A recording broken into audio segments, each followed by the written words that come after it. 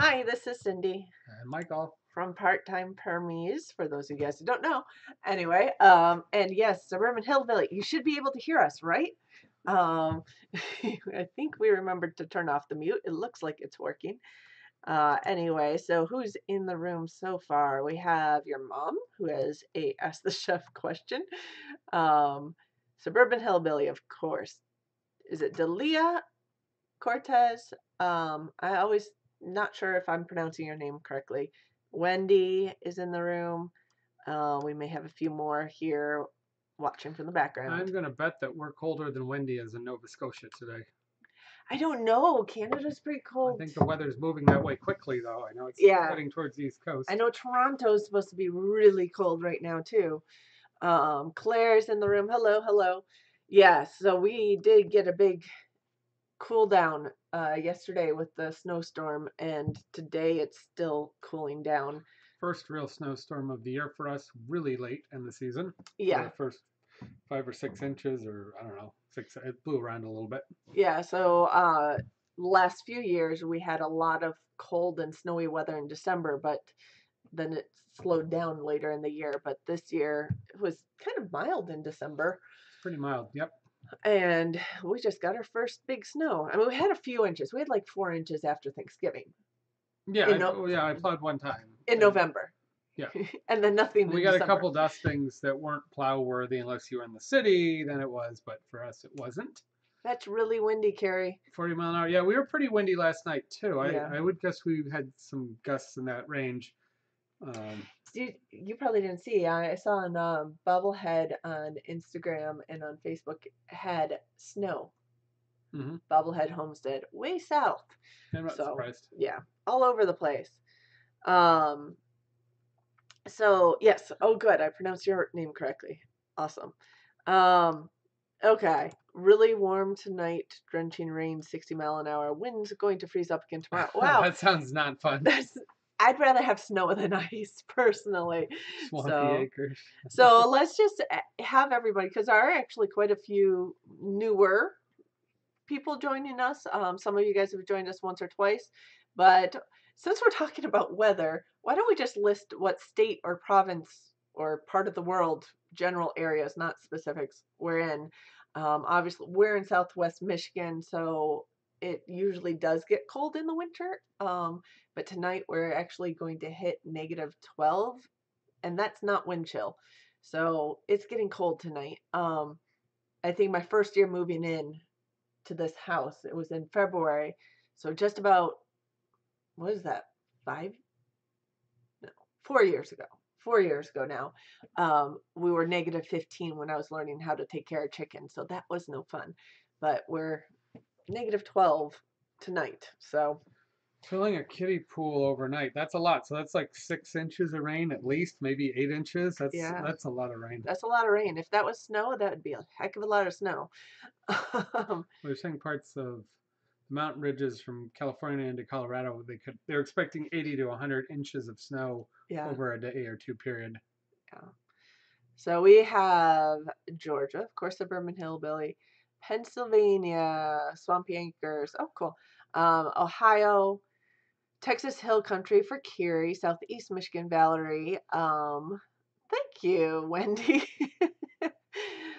Oregon, is that? Rogue River. And then west of Atlanta for Linda Moore. I was gonna say Raleigh, it's 6 degrees. That's very cold. No, it is Raleigh. Yeah. I know the East Coast is getting hit today. Yeah, and Justin and Rebecca on their members live show were just talking about how cold it was. It stopped snowing here. We've been done with the snow since yesterday evening. Yeah. I think it's up. Yeah, mid-afternoon, because we cleared up in the evening. We ended up with, I'd say, over 6 inches. It seemed to. I think we're in that range. Yeah. It was light. It was light, not icy, but it was icy. It's cold snow. Light blowing, cold snow. So. Yeah, and it didn't snow extremely hard at any point. It just snowed all night and into the early afternoon on, Friday night to the Saturday. They still haven't really fully properly plowed our road. Well, they've passed a couple of times, but they haven't done a full proper plowing as of when we were out there. Well, it was a little better when we walked the dog. Yeah, it was. But yeah, they were really lazy about it. I don't know if it was because of the weekend, but they were probably waiting until everything finished or whatever. The snow was pretty much done. Yeah. Early in the evening, I ran to the grocery store real quick to get 2 things, and it still wasn't very well cleaned. Okay, so. I'm laughing at your mom's temperature. 20s, yeah. Yeah, that's cold for South Carolina. I get that. You know what our high was today? I think we only got into the teens today. As I say, I didn't go outside, but that's not true. We did take the dog for a walk to the back of the property. She looked cold and looked like her feet were starting to bother her, so we turned around and came back. And I did get out in the morning. Yeah. I plowed the neighbors' I did all driveway because they had a whole ton of cars in their driveway last night, so I didn't do it last night. Yeah, can we say the chicken waters froze easily, but we do have 2 dog bowls that I keep out there, the heated dog bowls for the geese, so the chickens have access to that as well. But definitely, winter is here. It is no longer coming. It's finally here. So Ozark, it's 14. Yep. 14 degrees. Yep. Yeah, I think we may have gotten somewhere around 15 or something. I don't know, right around what you're doing. But you're on the east side of the state, so I think the east side of the state gets a little cooler than we do. And 14 was the high. I don't think it was the wind chill for Noah's Ark. But yeah, 26 feel like 17. The wind is no fun. Reason he retired to South Carolina. See, I'd rather not deal with the heat. I like the cold. I don't mind it. We went out. I was out a couple times. I just put more layers on.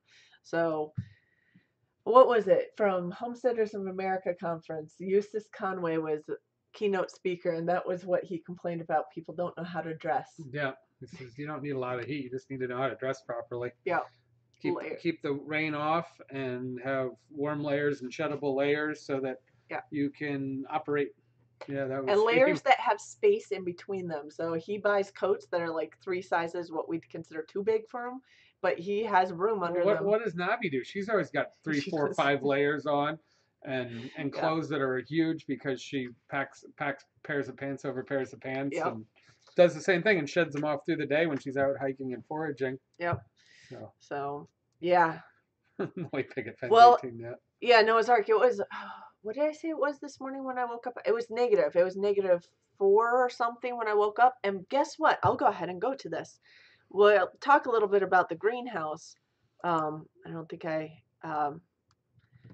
Oh yeah, I didn't get a picture of the temperature this morning, but it was -4 degrees this morning, and in the greenhouse it was our lowest low was about 17 in the greenhouse. So it was about 20 degrees higher than the outdoor temperature.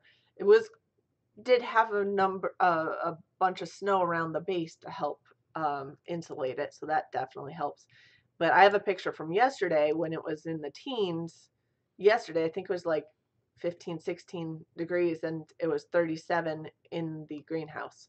So it's holding above, and that's without a very sunny day. It was about 20 degrees above outdoor temperature in that greenhouse, so that's doing well. Someone did ask me how the plastic is holding up, and I did notice all the snow slide off our roof of the greenhouse like halfway through the snowstorm. It all just slid down the side and cleared the roof for the most part, and then later you went and pushed a bunch off. But it bows a little bit, but we haven't had too much problem with the plastic. We are debating whether or not to put a second layer of plastic on the top section where it is, because everything else does have 2 layers, but that part does not. But we did put out a blog today. It wasn't our typical one on our webpage. You can look at the link down below to our webpage. We usually do a foraged food feature, but this one was more about listing all of the pieces that we needed for the greenhouse project.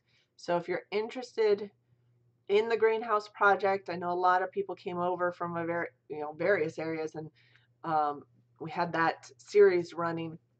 So if you're interested in where to find supplies for a project like that, take a look at our webpage down below. We have in the blog on that webpage the entire supply list, costs, and links to where we found it, although there's multiple other places where you can find things. But the big question is, since we've been calling it, our aim was to have a $400 greenhouse. So was it really $400 is the question. For those of you guys who've read the blog, probably already know the answer to that. We went over. We did go over. Now, we did a couple modifications that bumped up the price. Like we doubled up on the plastic and things. So we needed more clips for the plastic and things like double that. The clips, double the plastic. Yeah. So we ended up, I figured out, we ended up spending about $530 between getting some things on sale. We had some things on hand, like we had a few of the conduit pieces on hand, about 5 of those. Tina's in. Yep, hello, Tina. We also had some of our clips on hand, not enough. It was only like 4 a handful, or 5. Yeah. A handful, not much. No, it was a fraction of. Yeah. And you can put more or less clips on depending how well you need to secure it based on your wind conditions. We have an extra brace on the end. We put one because it's spaced with just a little beyond our 2 feet or 3 foot spacing. Yeah. But also we put an extra one in case it took a lot of wind and snow load. Yeah. We put 2 that were close together. Somewhat purposefully to secure that end because we decided after we got into it we overbuilt, or we heavily built the door frame. Yes. Could have done that very simply or built that with some form of electrical conduit and just connected it to the wall. And so we decided to do it properly. So we built some of the stuff to a little higher specs as we went. And that probably accounts for most of the majority of the extra expenses were semi-optional, but probably recommended. And we went with, we did go with a nice door, as Linda was saying. We went with, it wasn't an expensive door. We got it new. 120 or 130. It was 144. Okay. It was 100 based on the receipt. I got 11% off of that. That was after the 11% off. No, I mailed the 11% in. Well, you had something that said 11% off. It was on sale. It was 160 there, and then you mail in some rebates. But it was $144 on our receipt. It wasn't the very cheapest were about 120, but those were the ones that didn't have the sliding. The sliding screen window could only go at the bottom section, not the upper section, which is bad for venting your hottest air in the summer. So, so some of those things. If you use a recycled door and you build the frame material with some recycled parts, and if we scrounged more for salvage items or at a restore or something like that, I'm sure we could have brought it down to almost half of that. But with our time frame, with the time frame and working for mostly new product, so you could definitely squeeze it if you needed to. You could, and I think you could probably get it between $400 and $500 if you squeeze some of those. One thing that I heard, it's not so good for greenhouses because it's not transparent, but there's some sign companies around here that do billboards for the plastic. Yeah, and I was told when they take down that heavy plastic, because they hang them, that they sell the discards for like $20. So if you imagine the size of a highway road sign, an average road sign, that's a pretty big sheet. And so if you're looking for non-transparent coverage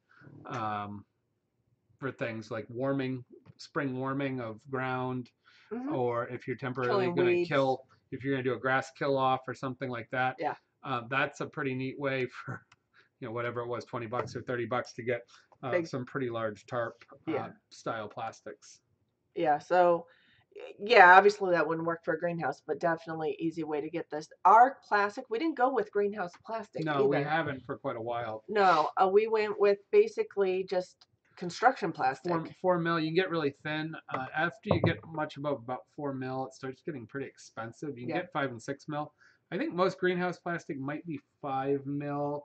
The original roll I bought years ago was a tested for UV blocking and light transmittance, and that if you go to some place like Johnny, they'll sell, or any of the greenhouse companies, they'll sell plastic that's been tested. Now, is it any different than the other stuff?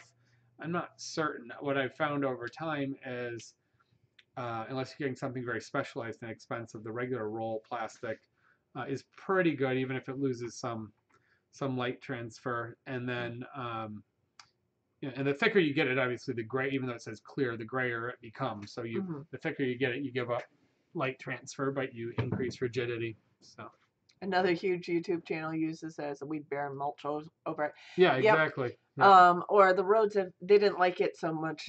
They have a few experiments going right now. One of them is not the billboard ones, but using big plastic tarps, basically. I think the problem with using tarps for mulch over and weed barriers is they don't breathe, and you have the potential to sour the soil. So most of those are meshes that breathe, because you do not want to get basically fermentation and souring that with your plastic. But it's really good for temporary. So if it's pre-season, if you need grass or seedlings to start growing, it used to happen on the golf courses that I worked at. You would take, say, a shady hill area that wasn't taking the same sun, and they'd put a huge tarp on it during the days when it was cool out, and try and create extra germination or growth from the heat. But you can't do it too long because it doesn't get the sun. So you warm the soil, and then if you get a really hot day, you gotta take it off. And the sun breaks through the clouds, you got to get it off. You can't just leave it there because it'll burn it out. But if you manage it, you can build heat. And of course, you can leave it there for a week or so and do a burnout of grasses and things. But if you leave it too long, souring your soil is a mess. So it's not good for that. But yeah, so okay, I'm gonna go backwards here for a moment. I usually start with these, but yeah, we did get only one video out this week, and it was a video I actually recorded just before we left for the roads. We had just a little bit of snow on the ground. And I decided, since we have so many new people, I can kind of introduce some of the animals along with do the winter homestead video that I was planning on doing as well. So if you haven't checked that out, that went up this week. But that has nothing like our current snow. Now that we've already trekked paths through the woods, that was today's walk with Jello. Puddin'. Jello's our last name. I keep doing that. But yeah, so Puddin' was walking in the snow and checking things out a little bit, but then she decided, I think her feet stayed warmer if she stayed in our tracks. Yeah, we got most of the way to the end of the property, and then she was starting to lift her paw at the very end when we were thinking about turning around. So either she had the classic ice in the paw, but that's more from longer walks typically. And she's a southern dog. She's not seen this temperature. Or just simply being in the cold, and then her legs surrounded in the snow, she may have been getting that tingling and burning of raw skin and icy snow. She was starting to do a funny little limp and try to shake her paw a little bit. So I'm thinking she got some snow between the pads. Got a cold pack in the pad.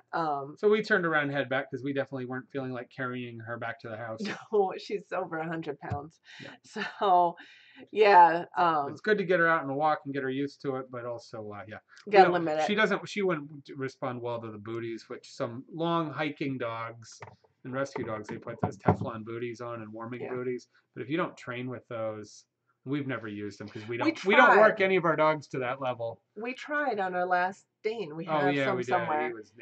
He didn't want them on, and I think they don't like their feet being touched. And Danes would be a hard one, even though they might. They'd benefit. Our Saint Bernard didn't care.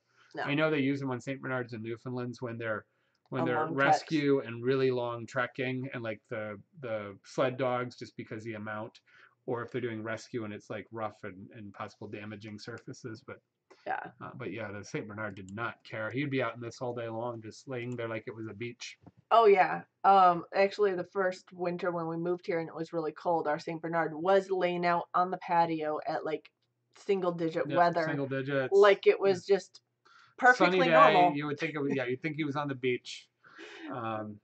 He had between his fur and whatever. He was happy as could be. It was great. So those who have Saint Bernards in the South, I don't know how people do it. I don't know how the dogs do it. Yeah. because our Saint loved the cold and wind as well when we had him. So maybe eventually. He would stand with his head in the wind and just like smile from the wind blowing in his face, and he'd actually get excited and run around with the wind too. Oh yeah, he actually had energy where otherwise he was a lazy dog. But eventually we may get a second dog someday down the road and maybe get a Saint Bernard. We'll have to see. We might have another one at some point. So, because they're a lot of fun, but they're low energy. Low energy, kind of messy.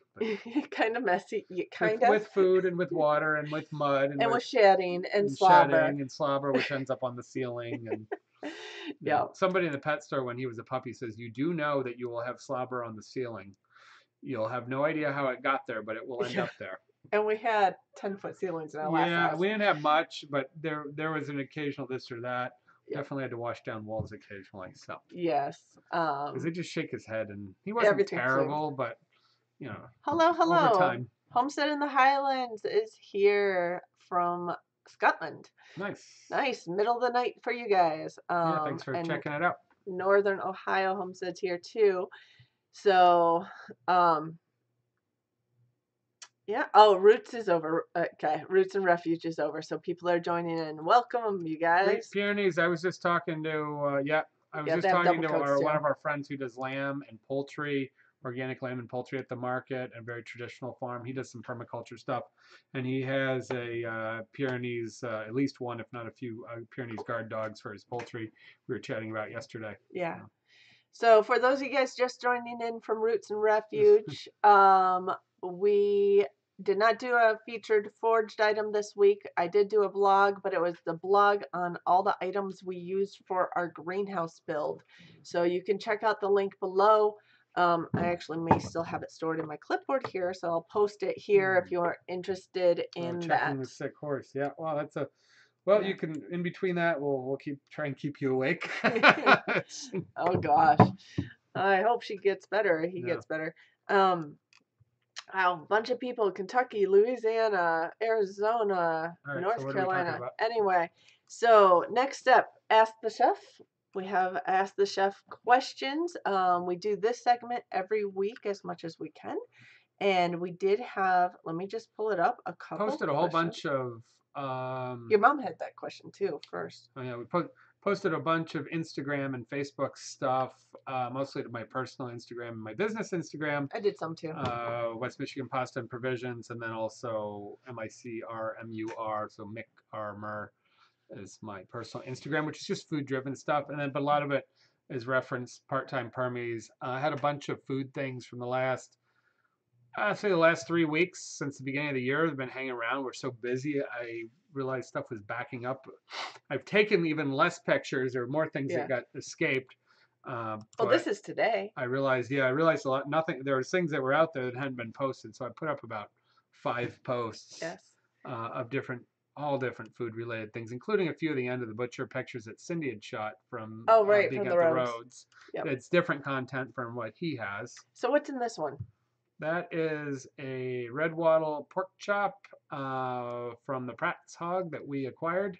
Yeah, so Pratt Family Homestead, we bought one of their whole hogs, one of the red wattles, and Mike broke it down. I'm still working on some of that. They brought it to the butcher shop, or to be culled and scraped. They did a scald and scrape on it, and then I picked it up whole. Actually, I asked them to split it while it was hanging, so that I could actually haul it around, because it was a pretty big one. So they split it, and I took it from the 2 sides, fabricated it. There's some pictures and stuff coming along. I think you said you got videos. Videos coming on that. I still need to do some of the charcuterie processing. A lot of it got cubed and put in the freezer, and it's just on hold until it's really, really busy right now for me. And then, but anyways, that's our first chops that we cooked. Yeah. So it's got an extra thick fat cap on it, which you don't always have to eat, but it's nice to cook with it and render it. I left a nice large lip on it, so we have the little side muscle on there, or the lip, and it's bone in. And these were cut with a cleaver. I did not hand saw them, so some of the bones, it comes down the rib bone, and when you get to the chine, or the vertebrae, you have to break them close to the joint so they can get a little cumbersome. They don't look as pretty, but they're easier to break.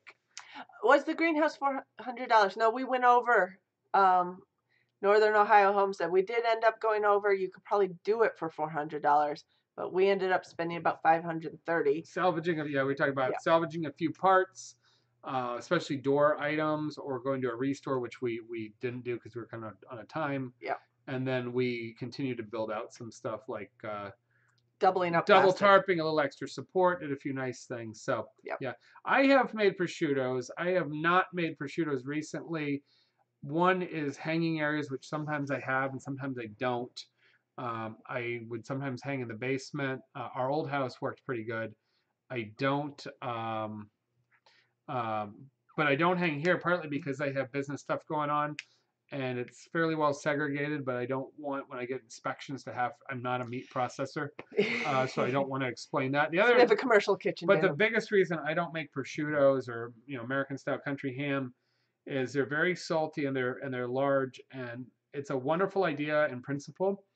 But there's just two of us. Yeah, when you're shaving prosciutto or Serrano ham or whatever, it's really tasty, but you don't eat it every night. So unless you have a huge family and you're entertaining all the time, it will never get used, which means it'll become overly dried or it'll go bad. And so I think that I make cured hams. I make like brown sugar cured and smoked hams. They're still large, but I find that a more usable item than a heavily dried and salted item. I just, as much as I like it, I can't utilize it properly. But yeah. So I'll buy it, on occasion, and I don't mind making it. I've done it. It's just the other issue is the risk. We've talked about that. You're in a year or more, and if you screwed it up, you need to be ready to throw the entire thing away and risk the whole thing. And you only get 2 hams. Yeah, if you're gonna feel bad about losing that whole ham and can't deal with that. It's best not to even try it just because of the risk. And you can do most things right, but your temperature, humidity can change. An animal can get at it. You can get blood in the bone or bruising. If you don't bleed it really well, you can get rot from the center. And so if there's a total loss on it, I don't bring in enough pork. I could deal with it, but I really don't want to. So we do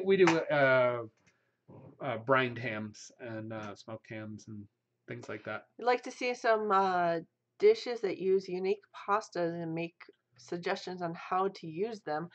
We are running a series of videos and we need to continue with it, but we have a bunch of videos that we put on this page, but we also put them on the West Michigan Promotions. And I just did a pasta class, a community pasta class this week. Yeah. We have a new batch of written recipes. I don't have pictures from that, but I have written recipes that we need to upload some new things. So we're working on that. It's among many projects. What herbs and seasonings go best with meat and vegetables? I think that's a good item. How do you learn? How do you learn? Well, the best way to do it is grow it and try it, or read about what people do. I think that English thyme, is the most usable herb for me, fresh herb, that if I only had one thing around the house, fresh thyme, because it's so floral and it's a base for stocks and broths, soups. I can season rice and grains when I'm cooking them. I can cook meats with it or roasts. And so I just find that goes in almost everything. Basil's nice, dill is nice, parsley's fine, you can take it or leave it. I think scallion's like a young onion, which really isn't an herb, but having some form of young onion or shallot is great. Cilantro, not everybody likes cilantro, but cilantro around the world is heavily used. So I would probably say thyme and cilantro in the fresh herbs, because they're easy to grow and they're expensive to buy. Basil would be the third one. In dry herbs, thyme is also useful. Bay leaf, dried bay leaf, and of course pepper, black pepper, are herb and spice wise. And I'm combining. There's herbs, there's leafy things, there's spices, which are seeds and berries and dried items, barks, and we're generically bulking all of those flavorful items. Yeah, but if you look at your classical recipes, I have a book called The Herb Book from the early 80s. I don't know if it's sitting over here. It's out of print. But there are some nice herb books and posters. Herbalist in the Kitchen. Well, Herbalist in the Kitchen is really hardcore. I use it a little bit, but it's that would not be my recommendation. So we should probably put that on a list of things we should add to our kits. Use of herbs, because that's one of those things I don't think about it much because I didn't grow up using a lot of fresh herbs, or really none at all. We use some dry and powdered herbs, but at this point I make my own curries. I do a lot of spice blends, and I encourage people not to buy those things because a lot of them are cheap fillers. It's salt, sugar, MSG, and fillers. You can buy those things and add them yourself as needed. So if you have control over your items, then they can become your own. But I do a lot of that stuff just because I've done it for so long. I don't think about it. It might be a good place. And that what differentiates good food is the use of proper seasoning. Seasoning is salt and pepper. The use of herbs and spices. Is creeping time as good as the English time? Yeah, I mean, there's a lot of varieties of thyme, and I think they're all useful. Some of them are a little bit strong. I mean, we have this broadleaf thyme that grows in the Caribbean that we had growing for a while. It's super strong. You minimally use that.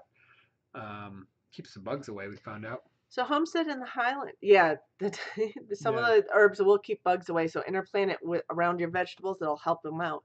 But homestead in the Highland, why do people put sweet corn with so much? Don't think it goes with anything. I saw that. Well, we have corn under that pork chop today, actually. Yeah, we did. I made a hash, and that's something I talked about. We just did a nutrition. I did 2 classes this week. I was part of 2 classes. But the best sweet corn ever is as fresh as you can get from the roadside, from the farm. Well, that's the problem. Yeah, corn, once picked, starts losing its sweetness immediately. It starts turning simple sugars into more complex carbohydrates, which becomes starchy and less sweet. Now, modern hybrid corns are way, way sweeter than they were 50 years ago. So that's why those traditional favorites are hardly grown, and you have all these other super sweet corns. Now, frozen corn, because it's blanched and comes right from the field, can be your next best option other than super fresh corn that you picked. Buying frozen corn and it's very cheap all through the year. But corn in itself has a lot of sugar content and starch. It's minimal in vitamins and nutritious and fiber. It's got some. It's a good vegetable, but it's far from the top of the list of good vegetables. People like it due to the sweetness. As far as a food product, it's a good calorie filler, and of course, dried corn is used for so many things. But I would not put it at my list of top use or favorites. Yeah. I only cook with corn if once a month. At most, at most. In season, when we have some fresh corn, we'll roast it or whatever. Today, I had some fresh corn I bought a few days, well, probably almost a week ago. Yeah, that was fresh corn. Yeah. I cut it off. Well, it wasn't grown here. No, well, it was grown somewhere. It was fresh. It was okay. It was cut off, nothing special. It was cut off the cob, and I tossed it with 1 green pepper, a little bit of fresh thyme, a little bit of cilantro, both that were in I was looking in our fridge and what was there. Half of a fresh leek that I got at the farmer's market yesterday, and then I had some sweet and sour pickled oyster mushrooms I've had for months in the fridge in brine. And I threw some of those in, and I had a touch of duck livers that had been lightly cooked from a duck last Sunday and waiting for stock. And so I ended up just chopping that and throwing it and burying it in the corn. So Cindy didn't know till after it was gone that we had liver in there. But you actually couldn't taste it. No, it was pretty good. The duck liver is pretty meaty. So I made a hash. So that's one of my go-tos for doing interesting sides, because you can combine starches and fresh vegetables, pickled and fermented and canned and jarred things. You can get all kinds of nutrition from your starch vegetable combinations, but they're interesting. They look good, and you can clean out the fridge. You look really good cleaning out the fridge, so it's very economical to do that type of thing. So, yep. So, okay, we do have a couple other cooking questions. One from Kiri: what is the best way to cook 2-inch thick pork chops? Yeah, 2-inch thick pork chops can be difficult. What we cooked tonight was a good 1.5 inch thick. It's close to that, those porterhouse pork chops or 1 pound pork chops. So this is your issue. You've got a big, thick, pretty lean meat. You've got a fat cap on it. And one, it's hard to get heat in there so it cooks. And too because it's so lean. Especially a commercial pork chop can have very little fat in it. Unless you bought a specialty pork chop, it can dry out and get tough. My recommendation is on a thick chop, if you have a day or two, I would consider brining it for 24 hours. So a light salt sugar solution, and you could put some fresh or dry herbs of your liking in there. Brine it, rinse it, dry it off. That will help retain moisture and eatability when you cook it. I like to sear them in a cast iron pan. That's what I did tonight. But once it's seared, you got to turn the heat down because it can end up cooking the outside too fast, and you can have a very, very raw middle. Now, a high quality pork chop like these, serving them medium is probably preferred. Serving them medium rare is just fine. I have people in restaurant situations ask for them rare. It's all right, but not my favorite to go that. But I do think undercooking them somewhat, and not your traditional cook it and then cook it again, does not work well for a thick pork chop. The other thing you can do is start it in a hot pan, a steel pan or cast iron pan, get a good sear on it, flip it over, and then stick it in a hot oven, a 375 or 400 degree oven. Let the pan continue to carry the heat and sear the second side, and then it's bathed in heat, and so the oven time can help on a thick pork chop. Let it rest a little bit, treat it like a thick steak. Let it rest, and it should be really good. A really thick cut pork chop is very nice. On the other hand, doing the twin super thin chops that you can just sear a super hot pan and turn them side to side and out of the pan, that's fun too. So pork is super versatile and very inexpensive compared to other large muscle meats. Have you ever used American guinea hog meat before? I know we've used the mangalitsa. I have worked with mangalitzas and red wattles. I have cooked a lot of Duroc. And Heritage Duroc and Berkshire Duroc Heritage blends.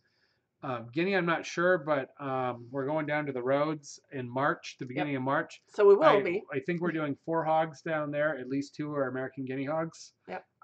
So we will be working with processing as well as cooking some of them. And I know people like them because their size is very moderate, so they're easy to handle, and may not overwhelm your freezer at the moment. And they're also more manageable. They don't crash through fences quite as hard, and so people who want to have a casual hog situation can. And apparently theirs don't eat their chickens either. Guinea hogs are lard pigs. Yeah, I think a more flavorful marbled pig, which is your heritage style, is highly desired for eatability, and for grinding. Black-eyed peas, I love them. Yes, they're definitely beans. They are super versatile, creamy, healthy, super cheap from dried or frozen, and I highly recommend adding black-eyed peas into your starch vegetable combinations. They're one of my top beans and they cook quick. So. And what's the difference between cilantro and what is that? Papalo? I'm not sure. I haven't heard papalo. Is that the same as culantro or the shadow benny? We can look it up real quick. If it's the wild cilantro, I know exactly what it is, but we're looking it up. Papalos. Johnny Seeds has them. Yeah. I have not worked with that. It just says reminiscent of cilantro. It's a different plant that I guess has similar flavor profile. And no, I've never worked with it. No. But if it tastes like cilantro and it's edible, use it like cilantro. As long as it's tender. There's something called culantro or wild cilantro, which is a leaf. It's like a grass blade leaf that's wide and a little jagged on the edges. It's a forerunner to the delicate cilantro. It's more earthy and stronger, but you use it for more aggressive. But it's the same flavor, and it's really good. It's used in a lot of Latin American cuisine, and I highly recommend doing stews and things with it. There you go. Papalo is a substitute for cilantro, more heat tolerant. Yeah, cilantro is, since it's touchy with extreme climates, it does not do well. So, but we're in the north, so we grow cilantro. Okay, Tina asked the question, besides sauteed, what else do you do with portobello mushrooms? Well, portobello mushrooms, so yeah, you can definitely cut them up and saute them in chunks, pieces, whatever. You can cook them down into soups, and you puree them into soup, adding cream or we had a chestnut. What was it? No, a hazelnut. It was an Italian hazelnut and mushroom soup. It had some porcinis in it too, and I think some orange rind that was really good. You can grill them whole. I like to scrape the gills on the portobellos when I grill them because they're big and kind of dark, or they break down. So you can marinate them and grill them, or just oil and herbs. You can roast them and stuff them. So you can put vegetable or rice stuffings or meat stuffing. Some people just do the classic, take pork sausage or hamburger sausage, and they just mash it in the middle, and they I'm stuck. Helix. Helix decided to And then swat at me. they roast them with tomato sauce and cheese. It's kind of heavy, but it's flavorful, I guess. Yep. Yeah, so you can use them in a lot of ways. Yeah, plus more. Some say, well, it actually, Noah's Ark, that soap thing is a genetic thing. About 20% of people think cilantro tastes like soap. It tastes like soap. It's Other bitter. people, it's the worst thing they've ever put in their mouth. But other people, the rest of us, 80% of it think it may be one of the best things. Yeah. And has, when used properly, has amazing properties to flavor. There's flavor and season from really earthy to very light and floral garnishes. Cilantro should be added generally at the end of cooking to get the light nuances. There are a few times when you put it in early, but I find if you use too much and you stew it, it can get very bitter and strong and not desirable, so you got to be careful with it. Marinated portobellos, yes, marinated and grilled, and then use them as a cold salad. I've done it with artichokes and fennel and roasted tomatoes or just grilled vegetables. Treat it like a grilled vegetable. It's excellent. Yeah, it's so meaty and has a good chew that it is a nice substitute for meat or a burger, and you load it up with other stuff on top. Mm-hmm. Yeah. And Becky, you must be one of the 20% who have the taste buds that register cilantro flavor as soap. Yeah. So super refreshing, finishes so many things in a perfect way that nothing else does. And the others, they're looking at you like you ate a bar of soap. So that's pretty normal. Yep. Okay, guys. I do have, and we're getting, unless there's other food questions. Oh, your mom's food question. Yeah, and then the other thing is, cilantro is one of the few natural herbs that's good for chelation and potentially absorbing heavy metals and even potentially helping remove heavy metals and toxins from your body, which is very hard to do. So some people eat tremendous amounts of cilantro as a dietary measure if they're concerned of heavy metal issues. Yeah. So that's it. I don't know a whole lot of details, but I know a number of people that have done that. I understand there is validity to that, so that's out there. So 34 watching and 3 have verbally said that they can't stand cilantro. So we're actually at a pretty low percentage there. That's only about 10% of our viewers. So that's kind of interesting. Anyway, I love cilantro myself. It's really, to me, very good. Yeah, it reminds me of like tacos where you have the fresh jalapenos, onions, and cilantro thrown on top of things. It reminds me of the Caribbean when you grind it into salsas. It reminds me of Asia when you put it in curries, or Vietnam and Thailand where you get these massive piles of herb leaves, of basils and sprouts and cilantro to add to your soup or your garnishing things. So it's really heavily used through the world and as a star of finishing food. Yep. So your mom had a question way back at the beginning. Yeah, about soaking peas and beans. I think it was, what was it? Soaking split peas. Soak overnight. And then you're supposed to throw the water out. It seems like you're losing nutrients. Why do you throw your water out? Anytime you soak something and you remove the water, you are going to lose some nutrients. Peas and beans are typically soaked to even the cooking and speed the cooking time because you're rehydrating them. But then why do you throw the water out? Especially the older they get, the more you want to soak them to increase their the ability for them to cook properly and not crack as much, get the skins to there are some absorb. Water soluble fibers in beans and peas which are not digestible, and there are some bacteria in the gut that do digest them. Well, they're limited, like less digestible. Actually they're very limited digestible, but that can cause a lot of gas issues for people. So it actually reduces the gas. Yeah. So rinsing, and throwing the water. So you could be throwing. You could be throwing the water to get rid of dirt or other things, but hopefully you've rinsed them first. Because traditionally you'd look for stones that are the same color and size. Today, most of your brands are well screened and scanned. It doesn't mean you're never going to get a stone in there, but it's going to be very little. But washing them or refresh them and see if there's any bad ones in there. And then the soaking for hydration. But you do get those soluble proteins and fibers do come out into the water. And yes, throwing that water, you can cook it, but some of the bitterness and degassing, you'll see a significant degassing on gassy beans by throwing the water. The other thing you can do, if you don't have time to soak them overnight in the refrigerator, some people leave them out in cool areas just covered, but I think the refrigerator is good. The other thing you can do is rinse them, put them in a pot, bring them to a simmer, so they just come to a boil, turn it off, dump them, dump the water, refill with cold water, and start all over again. And that blanch and will allow the beans to cook similarly. It will not remove as much. Is it inulins? Is that what it is? Yeah, it is. It's inulins, which is insoluble fiber, but it's also good fiber. Because that's some of the fiber that helps hold moisture and other things.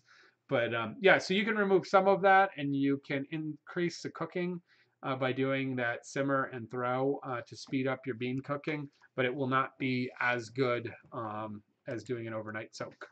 Yep. I don't think split peas are really something. I've never soaked split peas or lentils because they're generally quick cooking. I'm sure you could, but I haven't. More the beans, the dry beans. Dry beans is where it's highly recommended. Yeah. The white beans and pigeon peas are so soft you could probably get away with direct cooking, but or not pigeon peas and black-eyed peas. But it would be recommended if you're working with a dried bean, and a commercial bean might be a couple years old. If you're getting a farmer's market fresh bean from this year, you'll realize it cooks really fast because it hasn't dehydrated as hard as an older bean. So be aware of that too. Your bean cooking time can vary greatly. And if you use your beans to cook, like pie shells, and hold things together, hold them in a container and keep cooking with them, because once you've cooked them, it'll take forever for those things to rehydrate or may never dehydrate. So just keep those cheap beans and keep reusing those beans or rice for cooking pie shells and tartlets, and don't be cheap and use them to cook again, because it'll be a bad result. Okay, so we also have do fresh beans need soaking to degas?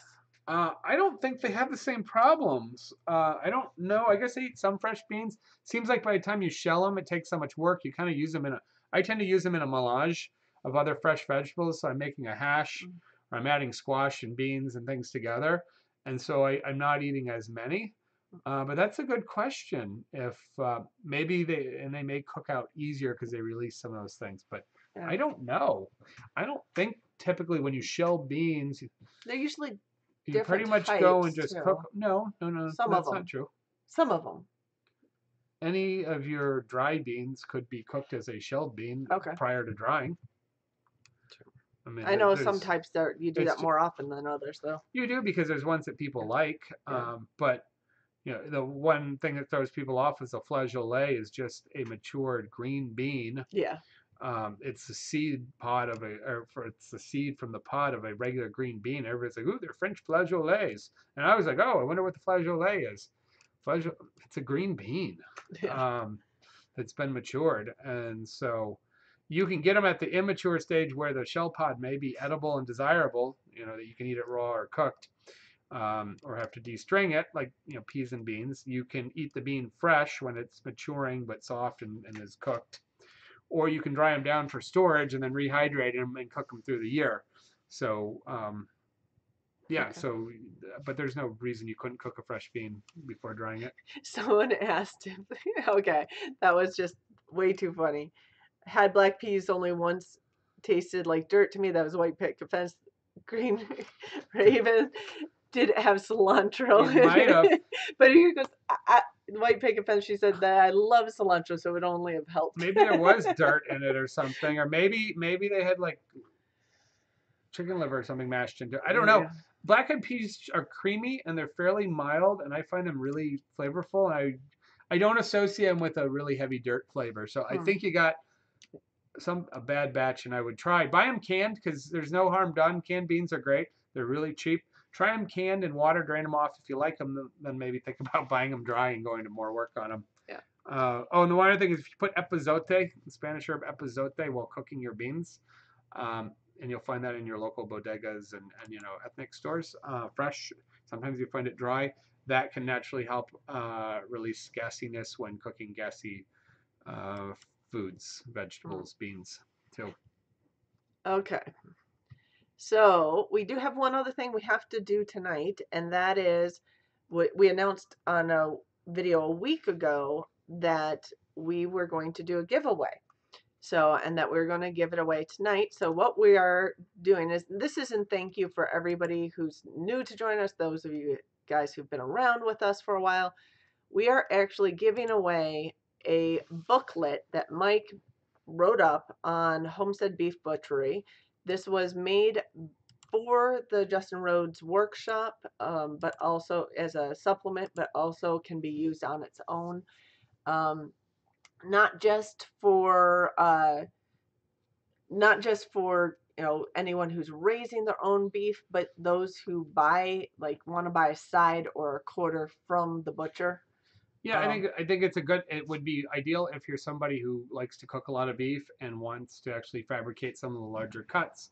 But I also think it's for anybody who wants to know more about meat and the differences in beef, or why some people really are committed to grass-fed beef, and if there are advantages to grain-fed beef, and how they might be cut, maybe cut and processed, or if you want to look at growing, processing at home, maybe doing the slaughter, maybe not, or taking it in any forms of portions, or just understanding better when you're dealing with your butcher or your grocery store what you're getting, whether you're self-selecting or you're interacting with them.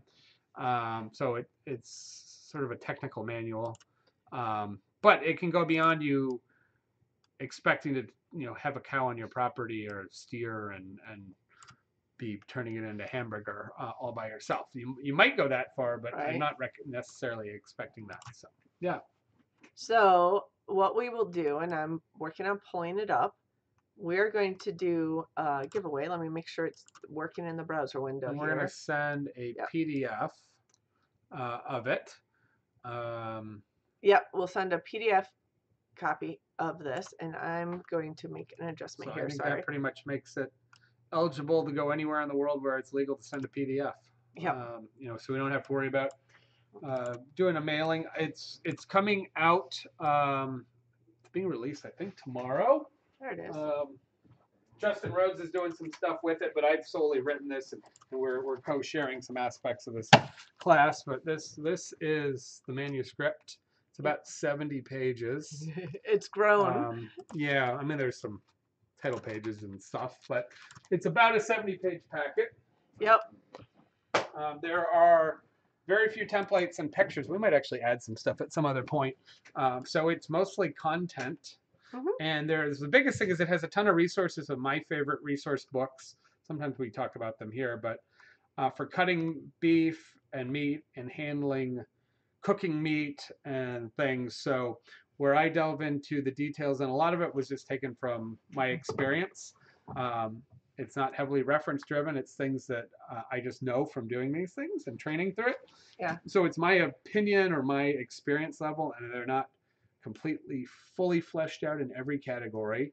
But we give really good references of other great, and it's from a chef perspective of how do you handle and cook, more so than the technical end of just being a butcher who fabricates and sells. So that's more useful to most of us. Sure. And then I give a lot of references of about 8 or 10 books that I use and say, hey, if you want to know more, you want to know some really good people that do great things with meat and cooking, go find these books and pick them up, and you're going to be even happier working with what they've taught you. So, and once we figure out, we might actually list it for sale. This booklet for sale. we may put the PDF up for a small charge. Yeah. Yeah. So. But we are giving away one free copy, and that was to someone who put a comment on the video on the beef butchery. So what we'll do is we have a random comment picker that we're going to use to pick the winner. They may or may not be in the room tonight. Hopefully they'll watch the live show afterwards. We'll give them a week. Yeah, my mom proofread sections. Yes. It's slightly different now. I mean, the content is there, but we continue to flesh it out and clean it up a little bit. So, but my mom saw the primary part. Yeah. While she's a good cook, she has probably no interest in cutting a cow. A steer. She'll buy it all. Yeah, portioned. Probably no interest. No, but so basically, what you guys to enter this, you had to put a comment with your favorite video of ours, because we have a lot of new viewers and things. So Tina, if you missed it, then maybe on when we come out with releasing it, we can see if Julia, have you ever heard of Cara oranges? Are pink inside like grapefruit? I just bought some this week. Yeah, we had some. Cara oranges, I do not believe are always pink, but these are pink ones. They're very low acidity, so they're very sweet and not they taste similar to a pink grapefruit, not quite the same. Are they a designer orange? I guess you might call it that. There's some form of a breeding or a hybrid where they've developed the color, and they've got a very sweet, mild flavor, and they're nice. I actually would like them to be a little more acidic to balance the sweetness. Yeah. But I picked a bag at Costco. They're good. So yes, we're eating them right now. I had one today. Yeah, that was that's interesting coincidence there. So anyway, but we're a fan of especially grapefruit and oranges and the easy to eat. Should we do the giveaway? Yeah, fine. Okay, so we're gonna do the giveaway for you guys who are waiting for it, and then we keep getting distracted. So let me pull it up here. I gotta pull it up in my window here too. This is just so that you can see it. What it'll do is it'll pick one of those comments. Now it has to have something saying what the favorite video is. I will count when people put the series, because a lot of people put series or multiple videos. So let's see who it picks. And if it picks me, I don't count it because I have a comment on that video. On your video? Yeah, I did. Okay, Magnus Ulberg, new subscriber, came this way from Justin. Okay, I'm just making sure he listed. Watching some of your videos, one of my favorites so far was the chicken math video. So yes, he qualifies to win. So Magnus, if you're watching this now or watching it afterwards, you need to email us at parttimepermies@gmail.com. That's all one word, parttimepermies@gmail.com, and email us your screen name. It has to be in there, and let us know where to send this, what email we should send it to or whatnot.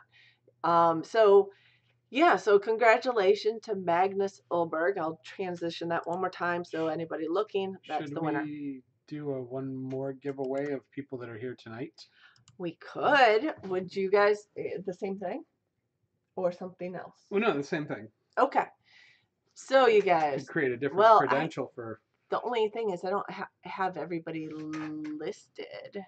Yeah, that's right. Because sometimes we take a tally. Yeah, there's 29 people. The odds are going down. Oh my goodness. Okay, well, odds are going. Well, for our normal. Yes, there's more people in the room than normal. Should we do our monthly? We could do our monthly. We could do it with a question. It's the 20th. It's a good. Yeah, it's a good time. I have a good question. All right, okay, I have a question, you guys. And I mentioned this earlier in this show. So the question is, what was the final cost of our greenhouse that we paid for? And you get that same thing. First answer that shows up on my screen. What is the cost? You don't get the greenhouse, you get the butchering packet. You get the butchering packet. the homestead beef packet. Yes. There will be a pork packet coming up. How much did we spend on our greenhouse build? I mentioned it earlier in the show. They have to be how close? I think we could. Yeah, we'll come up with it until we get it. I mean, and the first one who Lazy Acres Farm, 5:30. 5:30, Lazy Acres Farm. 5:30. Tina was close. Yes. Oh man, those are flying. Those are, yes. We actually have a good connection tonight. That flew through. Lazy Acres Farm was Jen Flowers is the first person who showed up on our screen with the correct answer. I hope Lazy Acres wants to cut some meat. So I will go with. I'll put my email in here. Yeah, so you'll respond back to us in a private comment or email. And all we need is your email because we're going to send it out as a PDF file. If you want to gift it to someone, just tell us where to send it. Yeah, that's true. If you want to, or send us where you want it sent, and we will give you we'll send it to you. It'll just be a simple, standard non-spam email with a PDF download in it. So I'm going to write it down. Lazy Acres Farm Jen Flowers. Yeah. So ways you can get this. Otherwise, working with Justin Rhodes, he's going to release it, and I believe he's going to release it for people who bought his long edited purchasable video on beef butchering. I believe he's going to include it with that, but that's releasing tomorrow, and I have not sent him the file. So, so I sent him a text saying the file is probably coming to him tonight. Yes. Very shortly. But he has the original version of it. Yeah, but this is updated. This one was the other one wasn't really ready to go send out. So, so I think he may be releasing that as an add-on.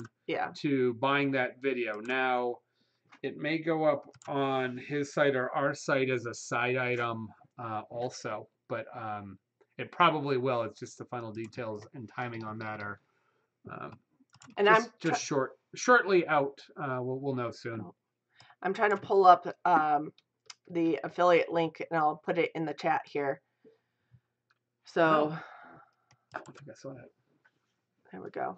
Yeah, so the pig butchering masterclass will be coming up in March. So that will involve a similar content with hog related material and a bunch of sample and example recipes.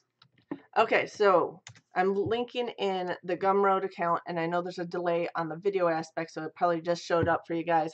The Gumroad link in is to the beef butchery workshop digital video, which will include a copy of the book and as well, and whether it's the old version, it might update to the new version later or whatnot. He might update. Hopefully we get it. Hopefully things haven't sent out and the proper version goes out, because the proper version is just better. But it includes the entire video series. So if you haven't purchased it already, you can go to that link. So this is the companion background information. We did 16 hours. 17 hours of instructional with the hands-on on the beef. But believe it or not, that barely gets through teaching, cutting, and teaching. You can cut faster, but cutting, teaching, wrapping, packaging, putting stuff, and making some basic things is all you can do in 16 hours. So this packet is the side information of what is meat, what is protein, what's the difference between animals, why would I buy different things, how are they graded, what's the difference between grading and inspection, some of the recipes we produced, as well as some of the recipes that were just added in that we wouldn't have had time to produce. And there's many more recipes that could be accessed, but this is just sample stuff. There's some basic curing, information on grinding, information on knives, information on sharpening your own knives, and basic safety and tool and equipment lists. There's a lot of detail. So we didn't even teach it. We taught all of that sort of in pieces, but not in detail. So the details of go back and let's figure these things out is in this packet as the companion packet. Yeah. So yeah. So that's it. Yeah. So if it's interesting to people, that's going to be out there. If for some people it's of no interest, that's fine. We do other things too. So. And we're looking at how to provide just the print version of this book, not the video Yeah, as well. we're not. Yeah, the So, video and all that you get through Justin. That's his work. Yep. The companion manual and all that is what we've done through. And Parttimepermies in my company. Yep. So anyway, it is 10:04. Are we actually going to finish up on time? Any questions or any other cooking questions? Open chat? Yeah, no, I think that was pretty much it. We had a lot of people were so There was close. a couple of things that were, I think, running up there. I'm trying to see if we missed any cooking questions because the delay on things. Let me just scroll back here for a minute. I've been reading about this, Kathleen. I've been reading about canning in rec jars. I don't know what rec jars are. Europe. Their canning practices seem different, mixing fruit with sugar and letting it macerate. Yeah, maceration is something that's been done for a long time. If you're letting it stew, and so so we do quick canning. The traditional is 3 part sugar, 1 part fruit, pectin and enough acidity if it's not in the fruit to make it set up.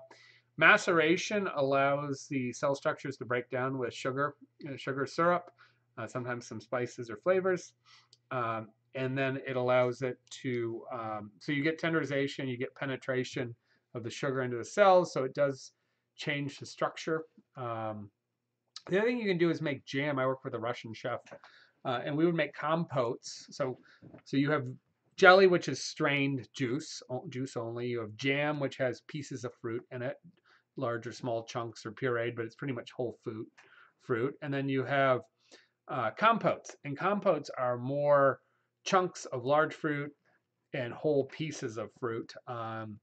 And so one way to make a compote is to cook it down and just keep slowly cooking it down with some sugar, but actually do a reduction of water content to intensify flavor and sugar instead of just adding sugar quickly. And you can get a little roasty caramely too, depending on how you produce it. So berry compotes and things like that are definitely underlooked. You can do maceration. Typically involves alcohol, so it'd be eating a lot of European fruit salads for a little bit of Kirschwasser, which is a cherry liquor, or brandy, or just wine, white wine, things like that. Rec jars have glass lids. I know what they are. Yeah, I know what they are. Yeah, I've used them a lot. And clips, and they have the rubber ring. I actually use them for a lot of storage, flour storage. I've been using them for years. I just forgot. Yeah. The name of them. What they are. Yes. Yeah. I like them a lot. They are one form for canning and sealing things. Yep. I mean, the old style was you put the wax over the top, and then you put the little cover of linen or of fabric, which is why a lot of the jars have the gingham pattern on it, because it was the fabric that was over the wax. That wax is not the best sure seal, so I would not recommend that. The rec jars with the Weck jars. Yes, Weck jar, not rec jars. I was gonna say Weck jars. that makes more sense. Yeah. They are a nice seal. I think they can permeate a little easier, but I think as the rings get old, they can start cracking. They crack, and you do replace the rings. So I think they're a little less sure and more expensive method than our screw down one-use rubber lined lids. But yeah, they're very legitimate. But the lids on them probably last longer than the lids. The jars last longer, yeah. Especially if you buy good ones. Yeah. There are some cheapy stuff out there. And if you're doing things that are more macerated and preserved because of the salt, sugar, or have alcohol or other things in it, you're just trying to limit air. You're not trying to completely create a barrier. Mm-hmm. And so you can monitor for mold. That's an indication of needing to remove mold. Yeah. But yeah, very legitimate. And if you're doing just moderate term storage in the refrigerator or shelf top, countertop, and you're doing fermentation, so you can put fermented things or brined items not while they're heavily fermenting and gassing off, because you'll blow the seals out. That would not be good. But once they are done and they're no longer gassing off, it's a nice way to hold, pickle jar that's accessible, easy to open and reseal, and more secure. So yeah. And I didn't write down who wrote it, and I was looking back. We missed one other question. Chuck tender roast is small. Is there a larger tender? Yeah, cut? So the chuck is the shoulder. The tender is you have a number of larger muscles that are in in and around the shoulder blade, and they can be cut. And in fact, our manual talks a little about some of this and gives you better resources on where and how all these things are produced. So it's a nice under the shoulder blade cut, but it's only a few pounds. It's ideal because it's low cost, and it's a good size for a small family or for less extravagant roasting. But if you want a larger roast, you need to go to the back end, and you need to go to your leg and your round, and now you're going to go to your top round, which is tender. That's your classic roast beef, and so you can get a top round. Eye round is a long piece; it's a little tougher. But top round is tender, and bottom round is tough. I would avoid a roast beef from bottom round, and I would use some liquid and braise or stew a bottom round. That'd be great. But top round is large.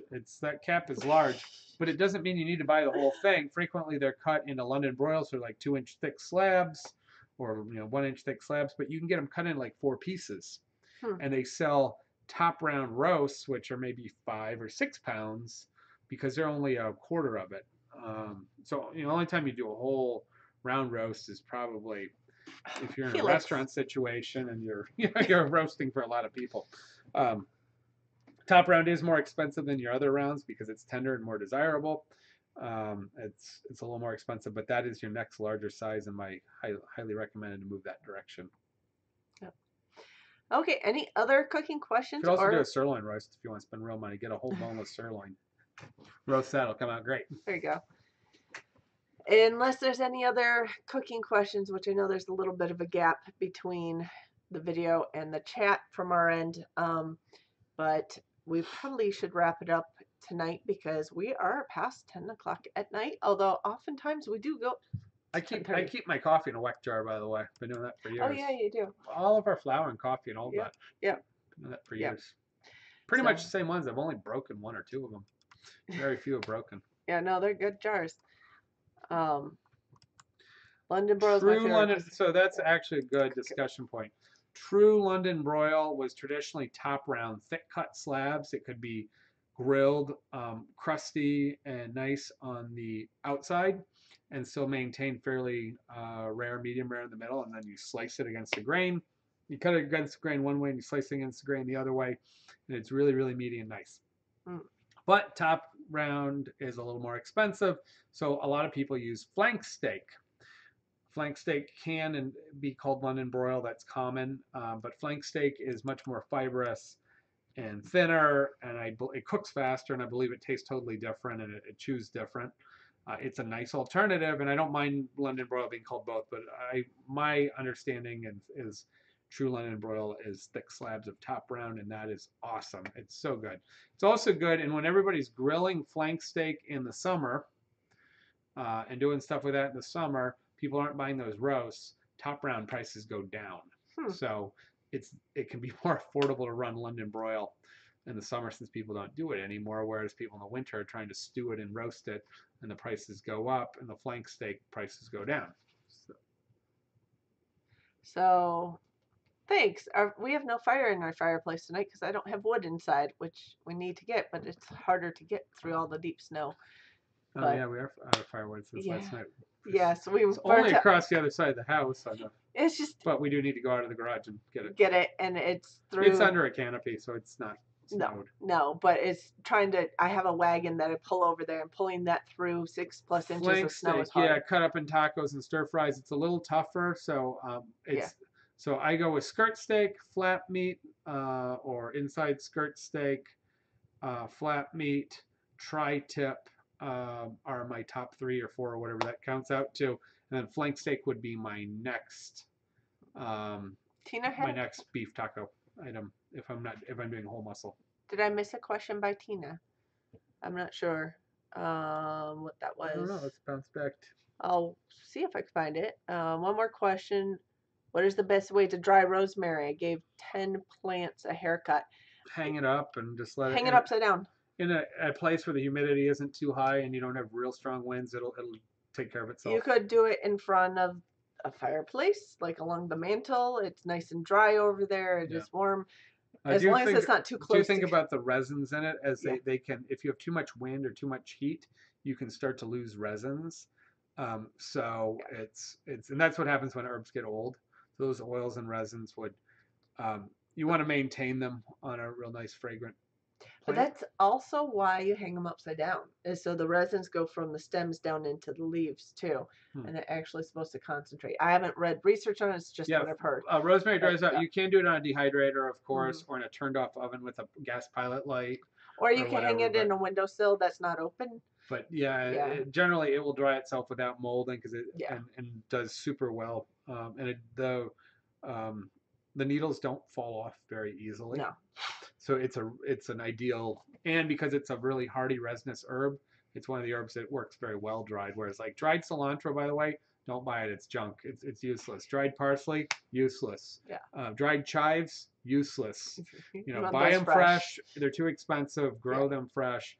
Um, Time can go either way, but yeah. Oh, you know, one thing I did, I didn't have enough this year to do it, but last year I had just one sprig of rosemary sitting on that, Oh yeah. on on the fireplace on the inset, because there's a shelf. You can see a little teapot there. Um, I had it just sitting on there, and whenever we made a fire, the whole house started smelling like rosemary. It was just so nice, but didn't need much. No, Yeah, rosemary is really strong. You can overdo it. yeah. If you stew it wrong, using the wrong ways, it gets funky. It has a Mm, weird taste. When you do it right, it's beautiful. But yeah, yeah. you got to be a little careful with using it. Well, I did it with the pen. With I can't talk anymore. Candy water turn gray. Yeah. Well, it's a color. So as you cook, not only do you knock off particles potentially, especially if it's at a heavy boil. That's why canned beans are so nice. They just leave them tight in the can and they don't move around a lot. But why would the canning water turn gray? Yeah, so the water is going to have particles of beans, Okay. and then you're going to have leaching out of protein and fiber True. and soluble items coming into the water. The reason the water gets thick is you have all the fiber comes out of it, and it'll thicken like gelatin. So pinto beans, the color of the flesh in them, does turn the water gray. Black beans, it turns really gray black from the skins and from the beans. I don't think I've ever bought herbs in a squeeze tube. Did you see Yeah, that? yeah, I Have you know seen them. it? Yeah, they're stabilized with citric acid or a Yeah. variety of things.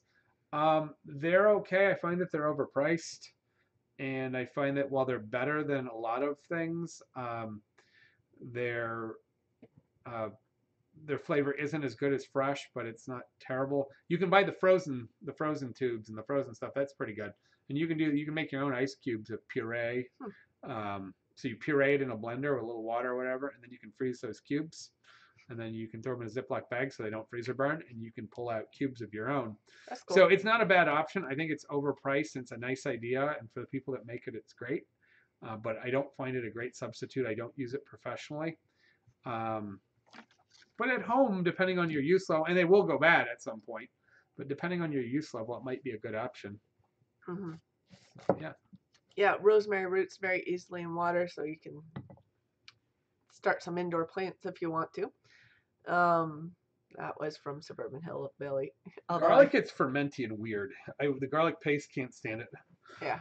It does not taste like fresh garlic, so that I personally would not ever buy. The cilantro in a pinch, I would consider. But garlic, I'm gonna buy fresh. And the chopped garlic and the citric acid and the little canned stuff, it's putrid. It's just so strong. I mean, I just and oil and stuff, I can't stomach it. So I would rather go without. Yeah, we have fresh I'll use garlic. dry granule. I'll either Yeah. buy fresh garlic or use dry granulated garlic. So Or we have dried garlic hanging downstairs. yeah, and I've been using that. So From our own garden, that is. Yeah, yeah. I think that was the last question that came. Oh, husband and mom use dry all kind of herbs and flowers upside down and then throw them in a pot of water in the winters on the stove just for the smell. Yeah, that's a good idea. Yeah. Cindy makes tea with some medicinal herbs, with a blend of medicinal herbs in the same method to extract their flavors in the winter. Yeah. But smell is great, and drinkability is good And too. actually, in that teapot on the stove over there, I will throw some herbs in there. I've had lavender in there before. Yesterday I was trying to stay awake, so I threw some mint in there, so this whole place smelled a little bit like mint. So you can do that in a pot of water or something on a fireplace like this. So we do that sometimes. Stovetop. Or on your Yep. stovetop if you don't have a fireplace, so that works too. Absolutely. Makes the whole house smell good. Pork steak, we got pork steak. So how come in the Midwest we have pork steak and in North Carolina they haven't heard of We it? have creative butchers that change names on things. Aren't they supposed to have specific names for No, I specific actually cuts? talk about that in the guide. Okay. There are regional names, so there are Oh, countrywides, there right. are Yeah, I regional remember that. names, there are marketable names for funny, there's funny cuts that are slightly fabricated in a specific way, and they'll put a name on it. Um, there are old style names and modern names, and so it's confusing. So there is a meat buyer's guide by the National Meat Packers Association, which actually assigns numbers, names, and details of the specifications of cutting, so that if there's a confusion and when you get arguments about that's not what I ordered as a buyer, you have good grounds that if you tell them by the number, they know what they it is. have to meet those specs, or they're not giving you the right cut, and you should pay a different price for it, whatever it is they gave you, or be able to send it back. In a marketplace, in the retail, they can call it whatever they want to make it marketable. So there's all kinds of cowboy steaks. Delmonico is probably the worst used one. I'm not sure anybody knows what a Delmonico is. Delmonico is a restaurant, and we think of it as a big steak, but Delmonico's have been anything from a port. Typically, it seems like it's a porterhouse, but it's been anything from some form of a steak from 8 or 10 ounces up to like a 18 or 20 ounce, bone in, bone out. Nobody knows what Delmonico has a great name because it was the best steakhouse, kind of the first steakhouse in the United States, but that there's no legal on what a Delmonico is, so you can't fight that one. If somebody says it's a porterhouse, a beef porter, and people use pork porterhouse, so it's a cut like beef, but a beef porterhouse requires that you have a bone-in shell steak, so that's your sirloin side. You have a bone, and you have a piece of the fillet on the other side that's a minimum of a 2-inch diameter. If it's smaller than 2 inches, then it's only a T-bone. And so people will cheat on that a lot, and they'll call, cuts T-bones, or porterhouses that are really T-bones. If it is any nugget on the inside of it, it's a T, and you've got the T-shaped bone, it's a T-bone. Yeah. So yeah, but pork steak, a steak also, there's not 2 other things to watch out for. Steak is just a large cut of protein, muscle. It doesn't, muscle group, it doesn't always the same exact muscle. That's a steak, so that's pretty loose. And fillet. So a fillet is typically F-I-L-L-E-T for everything except for beef. A filet mignon can be F-I-L-E-T, or it can be F-I-L-L-E-T. So a fillet is usually a thin cut of a muscle steak or a piece of fish. So you filleted it off, typically without bone, although you have bone-in fillet, but it would often be without bone. And a fillet spelled either way doesn't mean a lot. It's a cut of meat. It's a thin cut or fabricated cut. A filet mignon requires that it be a tenderloin, a beef tenderloin specifically. So you will have people doing beef fillets, and they can be cut out from other muscle groups. They can be the teres minor, which is up in the shoulder. It's the 3rd most tender muscle. You can do a chuck roast fillet, or you could cut a fillet from the you can actually take the ribeye and you can split the ribeye in 2 pieces, which is very nice, and you can get these ribeye fillets. But when you say filet mignon, you are talking about a very specific item. Scrapple is not sausage. You're correct. Someone was talking about scrapple and sausage above. In Pennsylvania, there's scrapple, but here it's sausage. Scrapple is different. Scrapple is closer to a form of a head cheese, and in Pennsylvania, scrapple is more specific. So yeah, it's meat and typically fat and muscle and head, cheek, and a variety of things. I think scrapple sometimes has a little bread in it, if I'm trying to remember. So it is a force meat, but it is not a sausage. And then it's typically cut and browned off, especially for breakfast. And when it's made really cheap, which it has that belief, it's kind of nasty.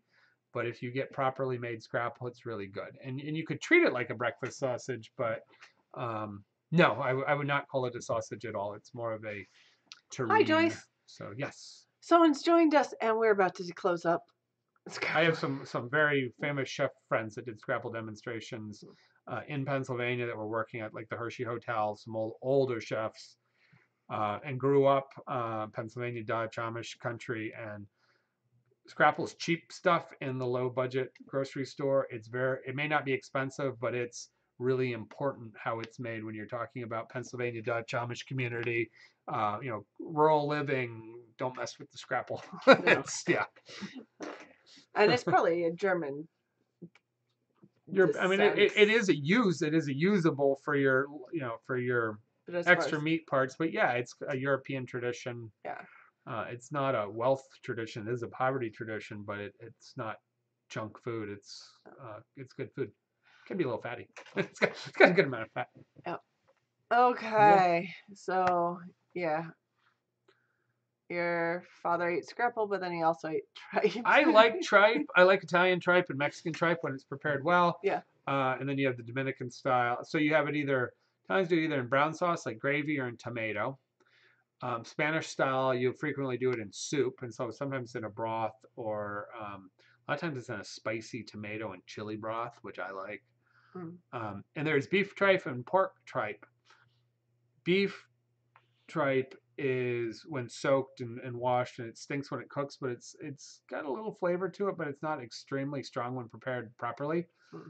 Pork tripe, and we get chitlins or chitterlings, as some people call it. Whole different story. It's always kind of strong. So that's a little more acquired flavor.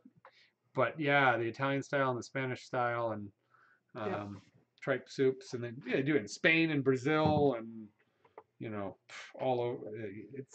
If somebody knows what they're doing and takes the time to cook it, I would eat it. When I lived in Chapel Hill,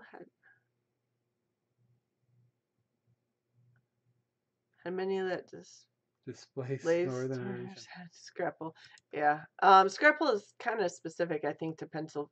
Well, more common. It is. Yes. I mean, the center of it is definitely Pennsylvania and the Pennsylvania Dutch Amish areas. But then it expands because you go all the way through Indiana, Ohio, right into the area we are. We have Amish and Mennonite and primitive communities in our area and generously south of us. So you can find scrapple. I don't know how good it is, but I've seen labeled scrapple around here for sure. Okay. We'll talk about tripe next week. Yes. Sure. Okay. Yeah. I have not cooked tripe much because it's a lot of work. Yeah. I would eat it at a local Mexican place that we go to all the time. I get their big bowl of tripe soup in the winter. It was awesome. Where we used to go all the time. Yeah, in New York. In New York. I haven't found a tripe hangout here. No, we haven't.